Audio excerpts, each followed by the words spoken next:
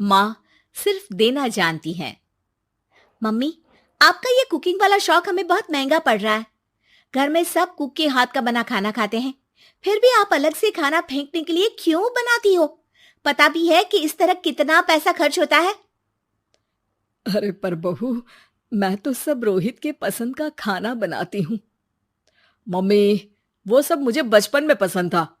अब इतना तेल खिलाकर बीमार करोगी क्या? वैसे भी मैं पूरा समय कभी क्लाइंट तो कभी बॉस के साथ मीटिंग में रहता हूँ, इसलिए आप अपनी बर्बादी को मेरा नाम तो मत ही दीजिएगा।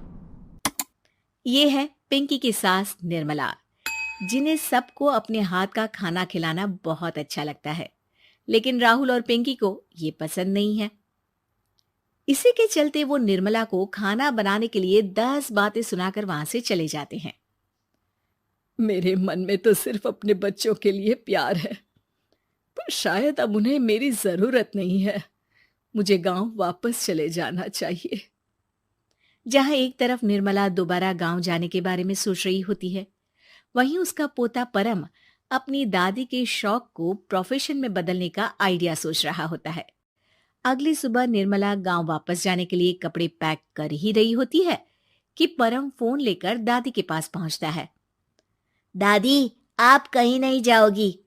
अरे नहीं बेटा, मेरा गांव चले जाना ही ठीक रहेगा। इससे तुम्हारे मम्मी पापा की सारी दिक्कतें भी खत्म हो जाएगी।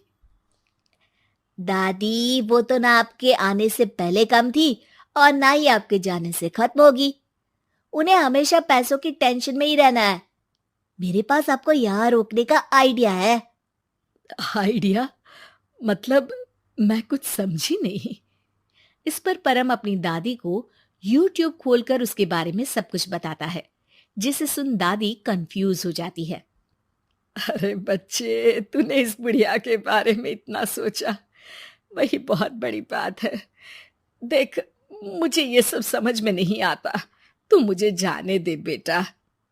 अरे दादी, इसमें कुछ मुश्किल नहीं है। मैं हूं ना हेल्प के लिए। आप बस खाना बनाओ, और पता है, YouTube की मदद से आप अपनी स्पेशल रेसिपी लोगों को सिखा भी सकती हो।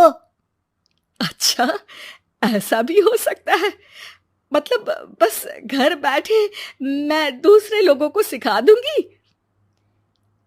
सिर्फ कुछ लोगों को नहीं, पूरी दुनिया को सिखा सकती हो, और उसके लिए आपको सिखाने के पैसे भी मिलेंगे दादी। इस पर बहुत देर तक दादी को YouTube के बारे में समझाकर आखिर में परम उन्हें कन्विंस कर ही लेता है, जिसके बाद वो गांव जाने का प्लान कैंसिल कर YouTube चैनल शुरू कर देती हैं। हमने ये शुरू तो कर दिया, पर इससे कहीं रोहित और पिंकी को दिक्कत ना हो बेटा। दादी, वो आपके बारे में नहीं सोचते तो आप क्यों उनके बारे में इतना सोच रही हो? इसके बाद दादी पोता मिलकर खाने की वीडियो और साथ ही उनके ट्यूटोरियल की वीडियो बनाकर उन्हें YouTube चैनल पर अपलोड करने लगते हैं। सब खुशी से चल रहा होता है कि कुछ हफ्तों में ही पिंकी को इसकी खबर हो जाती है। हमारी पीठ पीछे घर में ये सब क्या चल रहा है? अरे मम्मी, आपको तो अपना टाइम पास करना है, पर उसमें मेरे बेटे का फ्यूचर क्यों खराब कर रही हो? पढ़ाई के टाइम आपके साथ किचन में लगा रहेगा तो फेल ही हो जाएगा ना। वैसे इस YouTube वाले के शौक के लिए आप जो फैंसी डिशेस बना रही हो, उसके पैसे कहाँ से आ रहे हैं? मम्मी, आपको हमेशा पैसों की चिंता ही क्यों लगी रहती है? और रही बात मेरी पढ़ाई की, तो आपसे ज्यादा दादी को उसकी चिंता है।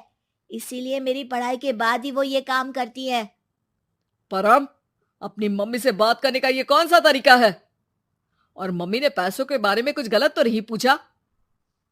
जब घर में हम दोनों कमाते हैं तो ये पूछने का अधिकार तो है कि पैसे कहाँ इस्तेमाल हो रहा है। मम्मी का ये जानना जरूरी बनता है।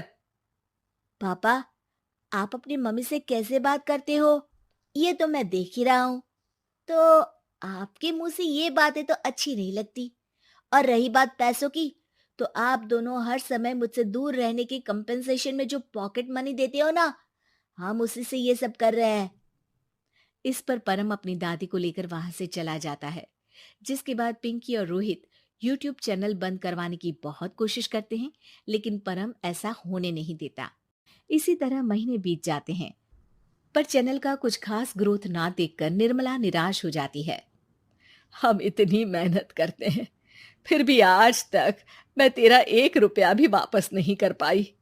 अब तो रोहित ने तुझे पैसे देने भी बंद कर दिए और तेरी सारी सेविंग्स भी खत्म होने को आई है। बेटा, मुझे लगता है कि हमें ये सब बंद कर देना चाहिए।